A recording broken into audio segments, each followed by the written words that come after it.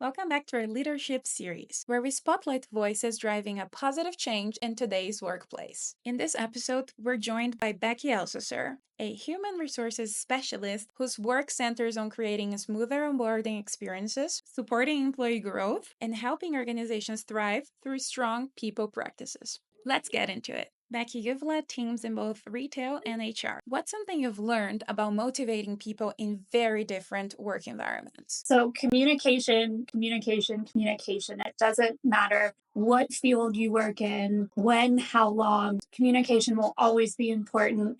Listening and active listening to your team is really what makes a difference. That's also too what allows people to thrive and to feel comfortable enough also to communicate with you. In your current HR role, you're involved in onboarding. What do you think most companies get wrong about a new hire's first week, and how can leaders make it better? Onboarding is tough because there's kind of this standard boxes to check off of paperwork, check in, here's your place to work, whether it be a desk, a bigger office, whether it be, a storefront, whatever it is. But you kind of lose that human factor. So a part of why you want someone on your team, as well as having a great skill set, you also love their soft skills. So you love, their communication skills, their listening skills, their time management skills, whatever it may be. And there's a human in front of you. So it's not just about those hard skill sets. So you want to be, I feel like you lose that human factor. So get to know the person a little bit more. I think there's a way to absolutely learn about people without being intrusive and to truly welcome them to a team versus, congratulations, it's your first day. What's one leadership lesson you wish more people talked about? So, kind of piggybacking onto that, leadership is really about what you do with it. So, it's the behaviors behind the role. Um, as a leader, I want my team to learn skill sets, learn different things that I've been through the years. I want to share all those details and I want them to take those rudimentary skill sets and I want them to make it their own and I want them to thrive and flourish without, in fact, I want them to train me at some point. I want to become absolutely obsolete and not needed because they're doing so well. And what's important for leaders to understand is yes, you have more responsibility, but it's really your role is really, really about what you do behind it and how you build that team and create it stronger. What's helped you grow the most as a leader in the past year? Mentorship, kind of having a background more of retail for a while, it's a little bit of a different environment. And then switching more into a human resources role, I definitely had new things to learn regardless of my past experiences.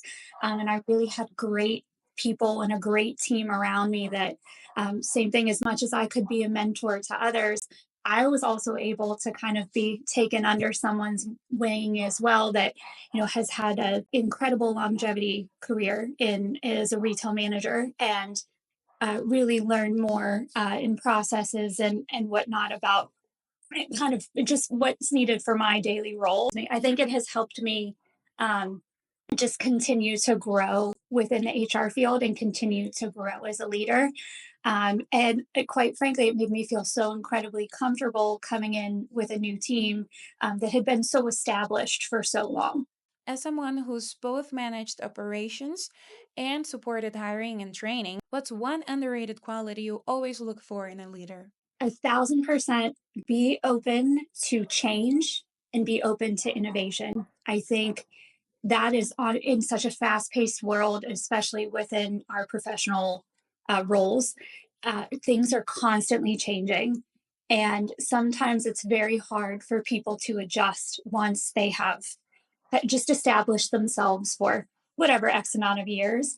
And change can be difficult. We don't always like it, but um, I absolutely love bringing in new ideas. I love connecting with teams, and I want to brainstorm. I call them power hours, and I want to pull people in and pick their brain, and I want to see what other ideas are coming in terms of just making processes even go smoother. And it can be a hard thing at first because it can be, well, you know, change just it doesn't work. This has worked for X amount of time. Why change something that's not broken? And in a sense, you're correct in a way, but it can be an absolute just deterioration in a business or in any company for that matter, if you're not open to change.